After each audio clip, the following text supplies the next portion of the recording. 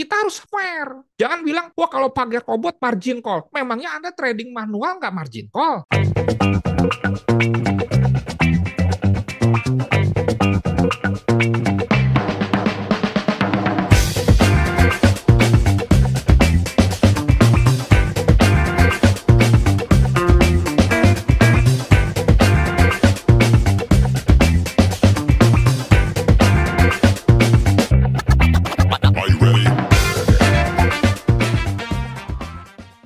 Kembali berjumpa dengan saya Nofri Simanjuntak dalam program rutin Zumpa Edukasi setiap Kamis genap, Kamis minggu ke-2 dan juga minggu ke-4. Materi kali ini mengenai fenomena artificial intelligence atau kecerdasan buatan dan juga isu-isu mengenai robot trading, expert advisor, demikian juga dengan copy trade. Semua akan kita tuntaskan malam ini supaya yang belum paham menjadi paham, yang punya pemahaman tapi kurang tepat menjadi lebih tepat karena banyak sekali pemahaman-pemahaman yang berkaitan dengan robot expert advisor ini tidak benar. Nah, kemudian ini sosial media saya, user ID saya Simanjuntak Nofri, di Instagram ada, di Facebook ada, di TikTok ada, di Telegram juga Simanjuntak Nofri, WA saya 0811992989, dan YouTube saya Anda tinggal search saja Nofri Simanjuntak. Ini disclaimer, saya lewati saja.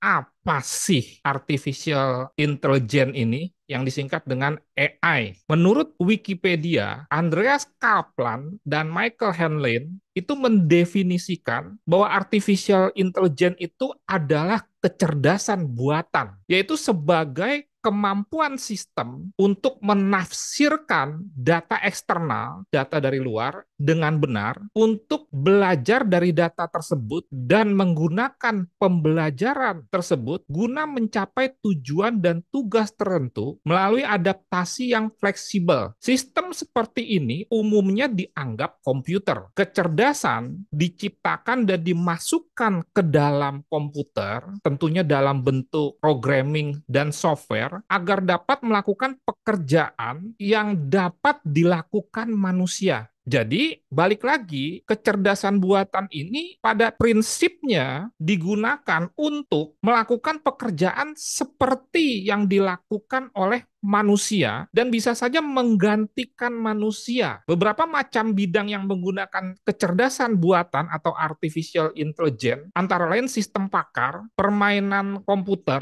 logika kabur, jaringan saraf tiruan, dan robotika. Background saya IT, lulus SMA 90 langsung teknik informatika, dan skripsi saya itu tentang artificial intelligence khususnya sistem pakar. Jadi saya cukup kompeten karena S1 saya di bidang teknik informatika. Poin yang ingin saya sampaikan adalah secara prinsip AI itu adalah sebuah sistem dibuat oleh manusia untuk membantu manusia bahkan menggantikan manusia. Implementasi dari AI ini sudah masuk ke hampir semua bidang. Kalau kita perhatikan keluar masuk mall itu sudah tidak melewati penjaga fisik dalam bentuk manusia. Demikian juga dengan sistem pembayaran itu disebut dengan kecerdasan buatan. Tadi definisinya menggantikan manusia. Anda bisa bayangkan dalam kaitan dengan AI ini, maka akan banyak sekali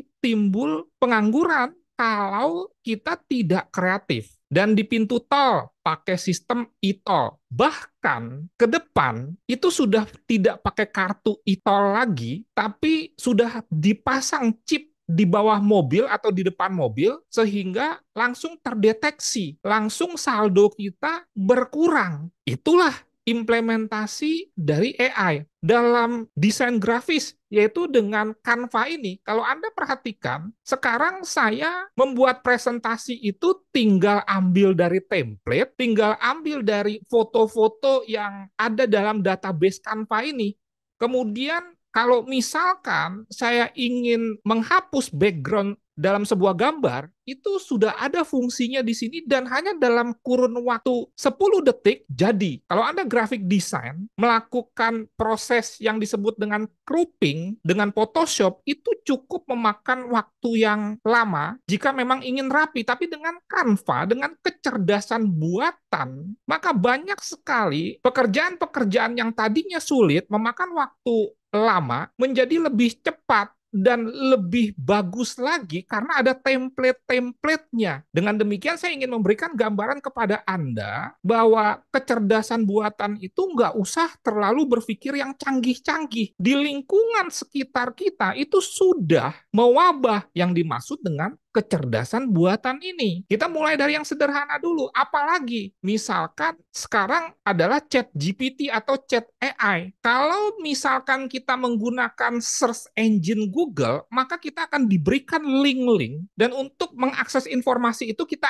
harus klik. Nah, kalau pakai chat GPT itu nggak seperti itu. Contoh, ini saya demonstrasikan apa itu artificial intelligence. Langsung dia uraikan kecerdasan buatan adalah ini, dan ini bisa jadi konten. Makanya sekarang banyak konten kreator di YouTube untuk membuat skrip pakai Chat GPT. Dahsyat kan? Jadi search engine mulai ditinggalkan, masuk ke Chat GPT. Bahkan banyak lagi implementasi dari kecerdasan buatan yang varian-variannya tuh banyak. Dan sekarang kita sudah menemukan software-software di mana kita ngomong dalam bahasa Indonesia di-convert menjadi audio dalam bahasa yang langsung diterjemahkan. Tantangan ke depan dari generasi Z itu persaingannya bukan dengan manusia lagi. Anak-anak muda harus kreatif. Paling menarik, kemarin saya baru buat video, ini bisa Anda tonton sebentar.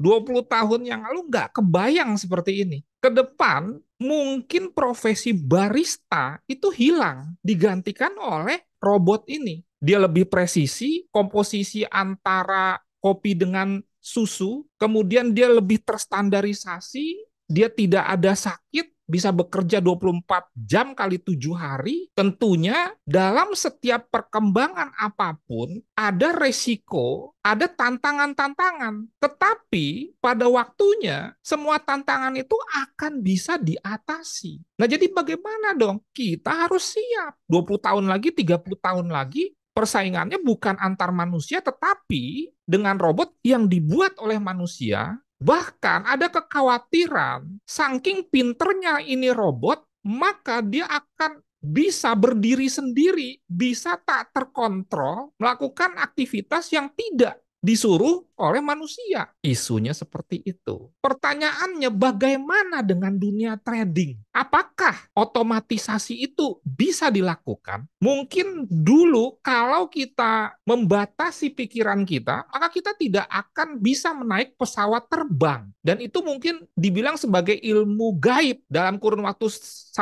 jam, 2 jam dari Medan, tiba-tiba nongol dalam tanda kutip di Jakarta. Ternyata pakai pesawat. Apakah otomatisasi ini masuk juga ke dunia trading? Dan apakah bisa diterapkan? Apa tantangannya? Apa kelemahannya? Apa kelebihannya? Tetapi sepakat nggak kita, sektor real sudah dimasuki oleh AI dan bisa saja trading ini juga akan menggunakan AI. Mohon respon. Sepakat ya? Jangan menutup kemungkinan itu. Jangan batasi pikiran kita dengan menyatakan nggak mungkin. Apa yang nggak mungkin? Hanya masalah waktu. Kalau soal resiko, soal kesulitan, semua juga ada. Trading secara manual pun ada kesulitannya. Menggunakan AI diwujudkan dalam otomatisasi juga ada tantangan masing-masing. Nah, sebelum kita bahas lebih lanjut, saya terangkan dulu bahwa sistem trading itu ada tiga. Pertama, manual. Manual itu seperti yang kita lakukan atau dulu kita lakukan, yaitu menganalisa, melihat perkembangan market, kemudian kita yang membuat trading plan, kita yang entry, kita yang exit. Semua dilakukan oleh kita. Ada yang kedua, semi automatic. Ada mulai unsur otomatisasinya, tetapi tetap ada intervensi tangan kita. Maksudnya seperti apa? Misalkan menggunakan indikator-indikator sistem. Wah, kalau keluar panah biru berarti itu entry buy. Nah, rekomendasi untuk entry buy, harganya di mana, stop loss-nya berapa, TP-nya berapa, itu dipikirkan oleh sistem. Itu kecerdasan buatan. Tetapi keputusan untuk entry exit tetap berada di tangan kita. Itulah semi automatic. Yang ketiga, full automatic. Software yang mengamati, software yang berpikir, software yang entry, software yang exit. Dan kembali lagi, semua itu dimungkinkan. Sama seperti tadi, mesin pembuat kopi. Tinggal kita pencet-pencet maunya apa, maka dia akan membuat itu sesuai dengan program yang sudah dibuat. Tapi jangan lupa prinsipnya, bahwa kecerdasan buatan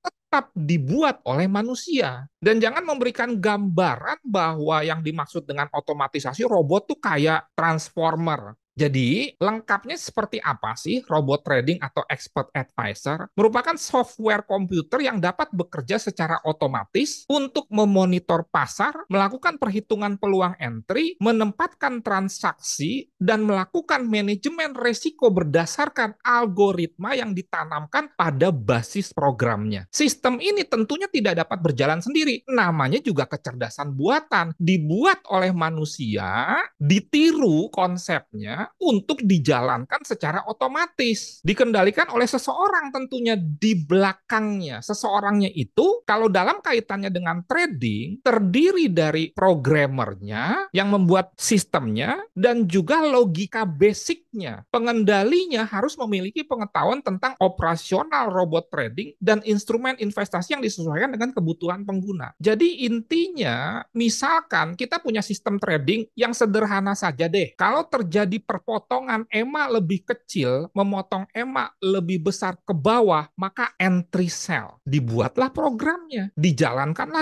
24 jam, ditempatkan di time frame tertentu. Begitu terjadi crossing, maka dia akan entry buy atau sell dengan lot yang sudah ditentukan, sistem yang sudah ditentukan, single shoot atau double shoot, dan lain sebagainya. Itulah yang disebut dengan robot trading atau sistem expert advisor. Apakah itu sudah bisa diterapkan dalam saham? Nanti dulu. Pada waktunya kan bisa. Prinsipnya dulu. Jangan batasi. Otomatisasi itu dalam dunia trading saat ini hanya di Forex Gold Index.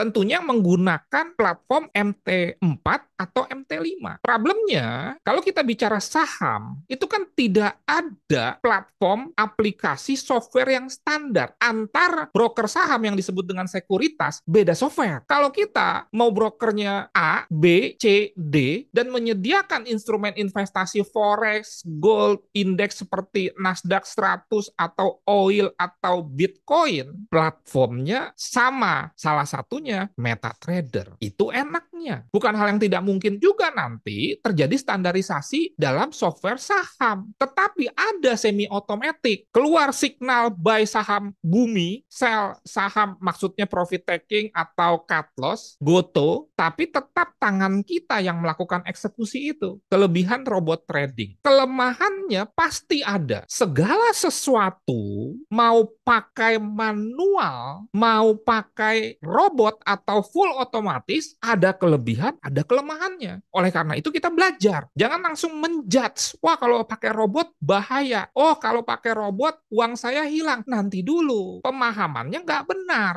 Robot yang mana dulu? Jangan nanti robot dibawa-bawa lah ATG, Net89, DNA Pro. Nggak ada hubungannya. Mau pakai robot apapun, kalau uang Anda mau dibawa kabur, ya bisa. Bahkan nggak pakai robot pun bisa. Jadi yang menyebabkan dana investor dari yang tadi saya sebutkan tidak bisa di-withdraw adalah karena dibawa kabur. Bukan karena robotnya, tetapi mereka menggunakan gimmick robot untuk menarik investor. Efeknya, robotnya jadi buruk. Orang trauma terhadap robot. Orang menerima keberadaan otomatisasi di bidang perparkiran, jalan tol, food and beverage, tetapi di bidang finansial terjadi blocking karena ulah oknum-oknum itu. Tapi kita mesti smart, nggak ada hubungannya. Kalau uang Anda mau dibawa kabur, mau dia manual, mau dia robot, bisa saja dilakukan. Dulu sebelum ada robot, pertanyaannya, apakah tidak ada investasi bodong? Ada. Balik lagi, kelebihannya adalah passive income. Artinya, kalau Anda trading manual, maka setiap Anda melakukan entry, kalau Anda menggunakan robot, maka terlepas soal robotnya benar atau tidak, tetapi idenya dulu. Nanti Anda ngomong begini, iya passive income, kalau robotnya bagus, kalau jelek ya sama aja. Trading manual juga kalau bagus profit, kalau jelek juga loss. Trading manual juga kalau bagus profit konsisten, kalau jelek margin call juga ya sama aja. Tapi idenya robot ini bisa dijadikan passive income. Passive income itu apa sih? Kita nggak kerja bisa menghasilkan uang. Jadi siapa yang kerja? Robot. Kalau robotnya bagus, sama aja. Trading sistem yang manual juga profit kalau sistemnya bagus. Setuju nggak? Jadi kita harus fair. Jangan bilang, wah kalau pakai robot margin call. Memangnya Anda trading manual nggak margin call? Ya tergantung. Makanya harus smart. Pemahamannya utuh, bulat. Cocok bagi warga senior, ibu rumah tangga, mahasiswa yang punya banyak waktu kosong. Jelas. Multi income baik trader pemula atau pengusaha sektorial atau karyawan yang punya waktu minim. Sambil kerja, sambil Anda punya penghasilan. Sambil Anda tetap trading manual. Boleh-boleh aja. Saya trading manual, saya trading menggunakan robot. Bisa langsung profit bagi pemula yang belum memiliki pengalaman dalam hal apa? Melakukan analisa. Baik itu teknikal, fundamental, sentimental. Sekali lagi, asal robotnya bagus. Kan catatannya begitu. Sama aja bahwa robot membuat kopi itu akan berfungsi dengan baik kalau hasilnya bagus. Kalau nggak bagus hasilnya, maka dia tidak akan mendatangkan profit. Orang nggak akan beli lagi. Oke? Bekerja 24 jam nonstop, tidak menyita waktu. Tolong dengar kata-kata saya. Sebuah sistem trading yang bagus secara manual bisa hasilnya tidak bagus. Contoh, ada sebuah sistem yang bagus nih, manual. Pada saat ada momentum untuk entry, Anda nggak di depan komputer. Hasilnya bagus nggak? Saya ulang.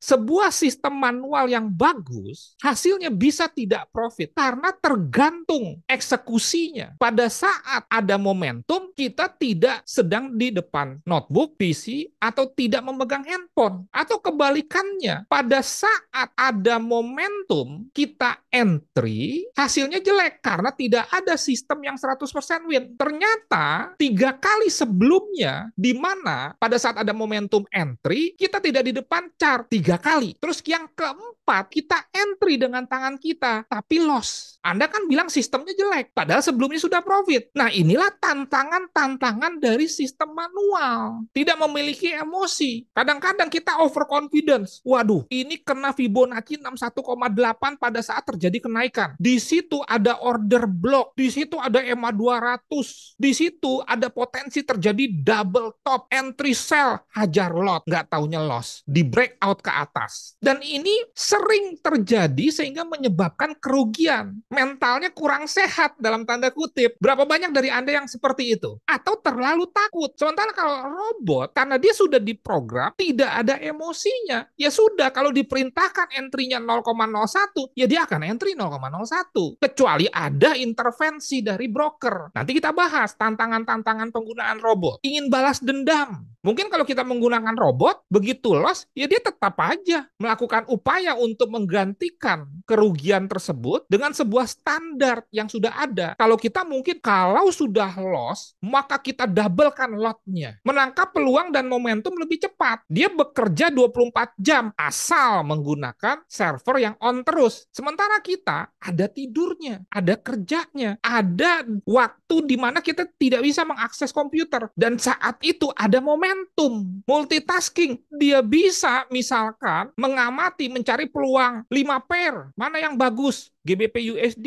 Euro USD, Gold, Out USD, NZD USD. Sementara kita terbatas 2 pair saja sudah pening kepala. Algoritma dan performanya lebih dapat diuji karena sudah diprogram sehingga bisa diuji, bisa di backtest, dan dia konsisten terhadap rule, terhadap algoritmanya. Fitur dapat diperbaharui dan dikembangkan. Kalau misalkan ada error, bug, dan lain sebagainya. Apakah error bug hanya ada di sistem otomatisasi? Jangan salah, manusia atau manual pun sering melakukan kesalahan. Itulah bug. Sama aja Bapak Ibu, kita juga di-update, di-upgrade terus kan? Karena kita sering melakukan kesalahan yang sama. Tapi karena ini sudah diprogramming, begitu diperbaharui, maka harusnya dia tidak akan melakukan kesalahan yang sama. Sementara manusia sudah dikasih tahu, sudah sadar, besok kumat. Ini nyata. Saya nggak bicara mengenai dengan menggunakan robot auto sultan. Enggak, ini fakta. Kenapa itu coffee shop menggunakan robot? Kenapa itu pabrik-pabrik mobil sudah menggunakan robot sehingga 10.000 buruh terancam? Walaupun tentunya ada harga dalam tanda kutip yang harus dibayar. Nah, kita bicara tantangan. Saya nggak bilang kelemahan, tapi tantangan. Robot trading bergantung pada algoritma. Ini sebetulnya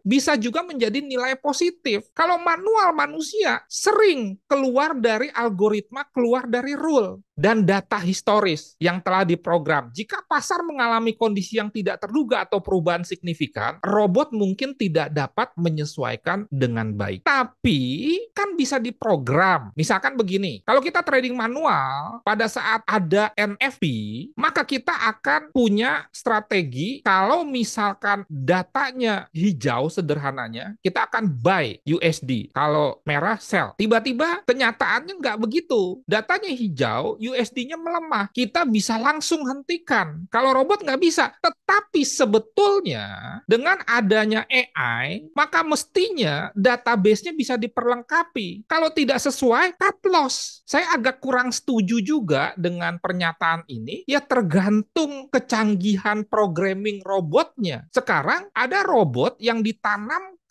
kalau ada news-news yang berdampak besar, dia nggak akan melakukan eksekusi untuk cari amannya. Kurang fleksibel. Maksudnya kurang fleksibel manusia untuk menyesuaikan strategi dengan berbagai variabel. Ini juga sebetulnya kalau diupdate, maka akan semakin cerdas. Sama aja kalau kita kan melakukan kesalahan, maka itu pembelajaran. Nah, tantangannya adalah bagaimana mengupdate-nya, kita harus panggil lagi programmernya. Kesalahan program dan masalah koneksi yang dapat mempengaruhi kinerja robot. Kesalahan program itu kan kesalahan prosedur. Sebetulnya manual saja terjadi kesalahan prosedur akan mempengaruhi hasil. Ini dapat menyebabkan keputusan yang salah atau kehilangan momentum. Sebetulnya manual juga begitu. Nggak usah pakai robot juga tiba-tiba internet kita mati, kan kita nggak bisa entry. Kehilangan momentum nggak? Jadi menurut saya, kelemahan dari robot trading banyak juga menjadi kelemahan manual. Menggunakan robot trading mungkin memerlukan biaya tambahan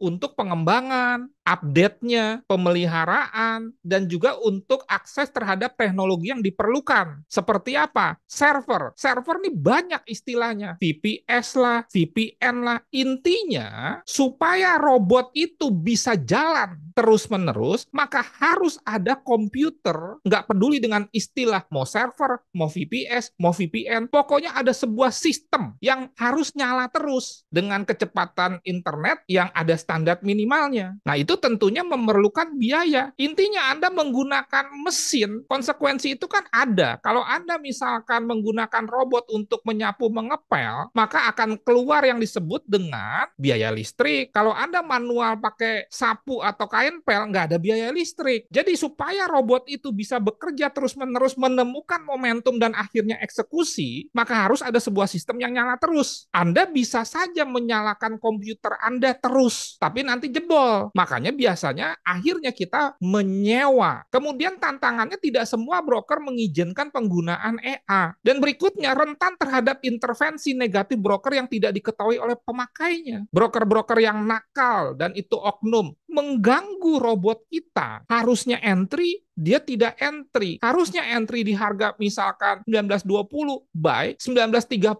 baru buy. Itu tantangannya. Dan itu kita tidak ketahui. Kalau manual kan kita tahu. Requote misalkan, kita tahu kan, oh ini nggak bisa entry-entry ya. Requote, wah nggak benar nih broker. Tapi kalau kita menggunakan robot, walaupun bisa saja nanti akhirnya dari jurnalnya ketahuan, tetapi orang awam yang manual bisa langsung tahu, kalau orang awam yang robot dia nggak bisa tahu. Jadi inilah tantangannya. Sehingga kita benar-benar harus mendapatkan broker yang fair, mengizinkan penggunaan robot dan tidak diganggu dalam tanda kutip. Nah sekarang kita beralih copy trade. Banyak yang salah kaprah nih. Kemarin di grup trading tenang senang, dia kira yang namanya copy trade itu tidak memerlukan VPS. Saya terangkan lengkap. Apa sih copy trade? Copy trade itu adalah praktek di mana seorang trader atau investor mengikuti menyalin transaksi trading dari trader lain yang dianggap sukses. Tentunya kalau kita mau nyalin, mau nyontek, yang kita anggap pintar dong, atau memiliki kinerja yang baik. Kira-kira gambarannya seperti ini, profesional trader. Begitu dia entry, tercopy nih ke klien-kliennya secara otomatis. Profesional tradernya ini,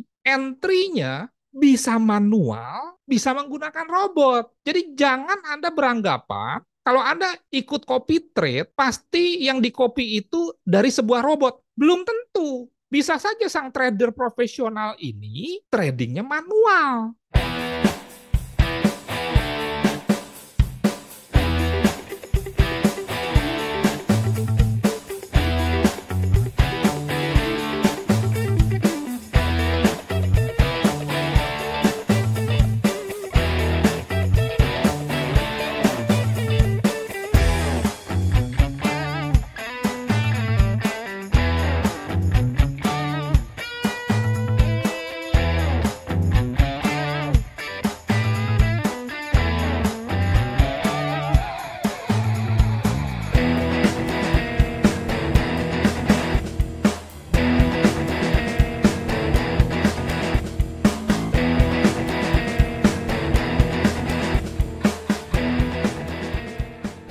Dan kalau kita mau mengcopy transaksi dari seorang profesional, kita harus menggunakan robot. Robot copy trade. Beda dengan robot eksekusi entry. Contoh nih, Anda menggunakan robot namanya Alpha. Setiap robot Alpha ini buka posisi, itu akan tercopy secara otomatis ke account kita. Cara ngopi otomatisnya gimana? Apa kita harus standby gitu? Begitu robot Alpha entry, entry juga kita di account kita? Enggak. Supaya ini bisa tercopy secara otomatis, baik itu entry, baik itu exit, harus menggunakan robot juga. Jadi harap dibedakan robot untuk entry exit dengan robot untuk mengcopy transaksi. Kita bedakan saja, kita sederhanakan saja, dan itu internal kita. Robot beneran dalam tanda kutip dengan robot copy trade. Jadi poinnya dua, yang kita salin bisa menggunakan robot, bisa manual. Tapi waktu kita nyalin harus menggunakan robot. Dan untuk itu balik lagi perlu server. Makanya pada saat kita menggunakan robot copy trade, maka kemampuan eksekusi server itu harus baik supaya paling tidak selisih antara transaksi si trader profesional ini dengan transaksi kita, hasil kopinya tidak jauh berbeda. Hal ini dilakukan melalui platform sistem. Platform sistem ini robot. Jadi bedakan robot untuk entry exit, robot untuk mengcopy transaksi. Dan sang profesional yang kita copy, whatever siapapun, bisa tradingnya manual. Tetapi begitu trading manual itu kita copy dan portfolionya masuk MQL5, maka Anda akan dihitung sebagai otomatisasi. Perhatikan ya, ini contoh. Ini klien saya, oke? Dia mengcopy transaksi yang saya lakukan. Pada saat dia mengcopy menggunakan robot, ini dianggap menggunakan robot algo trading 99%. Padahal bisa saja trading saya itu manual. Di-copy ke Henny dengan menggunakan robot copy trade oleh MQL5 dianggap ini menggunakan robot. MQL5 tidak bisa membedakan robot untuk eksekusi entry exit dengan robot untuk mengcopy transaksi. Biasanya dalam copy trade, investor atau trader yang melakukan penyalahgunaan transaksi tidak perlu memiliki pengetahuan mendalam tentang trading yang rumit. Mereka cukup memilih trader yang ingin diikuti. Ingat ya, tidak perlu memiliki pengetahuan yang dalam tentang trading, tapi perlu memiliki pengetahuan untuk memilih trader yang mau di-copy. Jadi ada tantangan masing-masing. Keuntungan utama dari copy trade adalah bahwa investor dapat memanfaatkan keahlian dan pengalaman trader profesional tanpa harus secara aktif terlibat dalam proses pengembalian keputusan. Ini pengembangan dari artificial intelligence, turun ke expert advisor, turun ke copy trade, itu hubungannya. Makanya saya ambil topik ini supaya Anda mendapatkan penjelasan yang lengkap. Namun ingat, selalu ada resiko terkait dengan copy trade. Anda trading mandiri pun ada resikonya. Trading mengcopy dari orang juga ada resikonya. Trading manual ada resikonya. Trading pakai robot ada resikonya. Semua ada resikonya. Seperti ketidakpastian pasar, manual pun, nggak ngopi pun memang ada ketidakpastian pasar kok. Kinerja histori trader yang tidak menjamin hasil di masa depan dan kemungkinan kerugian keuangan. Memang belum tentu sama. Di dalam bisnis sektorial, ada laporan tahunan sebuah perusahaan. Profit di tahun 2023. Pertanyaannya, apakah di 2024 pasti profit? Ini terjadi di semua bidang, bukan hanya di expert advisor atau robot saja, di sektorial juga. Kinerja perusahaan yang bagus di tahun 2023 belum tentu terulang di 2024, tapi poinnya kembali lagi, Anda juga tetap harus memiliki skill, terutama dalam hal risk and money management, memilih profesional yang Anda akan copy. Professional trader atau akun pada sistem copy trade biasa disebut master atau pilot. Sedangkan investor dan akunnya umumnya disebut klien. Sebelum mengikuti copy trade, penting untuk melakukan riset yang cermat terhadap sang master. Namanya juga kita mempercayakan sesuatu, memahami strategi mereka secara garis besar, dan mengelola resiko yang dengan bijak untuk melindungi modal investasi Anda. Sebaiknya juga profesional tersebut memiliki portfolio dan integritas yang baik. Copy trade dapat dilakukan secara mandiri atau merupakan suatu layanan yang disediakan oleh broker. Secara prinsip pasti memerlukan server khusus. Perhatikan, kemarin ada yang beranggapan bahwa copy trade pasti disediakan oleh broker. No, ada broker yang menyediakan program copy trade, ada yang tidak. Lantas, kalau broker tidak menyediakan fasilitas copy trade, terus kita nggak bisa ngikut copy trade. Bisa, saya melakukannya secara mandiri.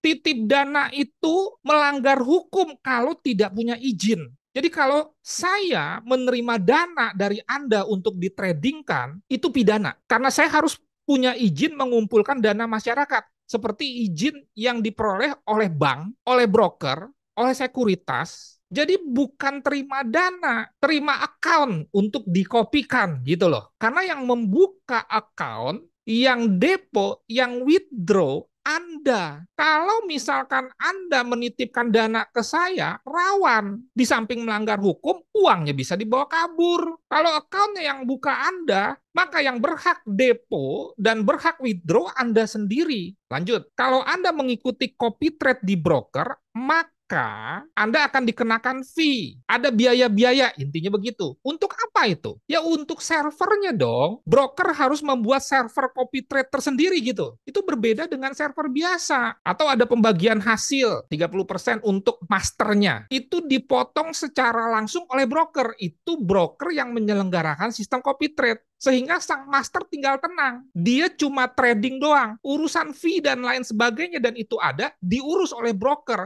Nanti fee dari transaksi ditransfer ke account, bukan ke rekening bank dari sang master. Nah sekarang bagaimana broker yang tidak menyediakan sistem copy trade? Saya misalkan menyediakan secara mandiri, otomatis saya sewa server dong. Makanya ada biaya server. Tapi saya tidak mengenakan fee. Profit 100% milik Anda. Makanya sistemnya beda-beda. Pelajari. Sekali lagi saya ulang, copy trade ada yang diselenggarakan oleh broker. Semua yang mengatur broker, pilot masternya tinggal terima beres trading doang. Sistem keuangan dan lain sebagainya diatur broker. Ada yang secara secara mandiri dilakukan. Contohnya saya harus ngeset sendiri, saya harus sewa server sendiri, dan lain sebagainya. Kalau broker menyelenggarakan copy trade, dia harus ada server sendiri, harus ada sistem sendiri nih, yang berbeda dengan perdagangan biasa. Oleh karena itu, prinsipnya copy trade ini pasti memerlukan server khusus, entah istilahnya server, VPS, VPN, whatever, itu hanya sekedar istilah.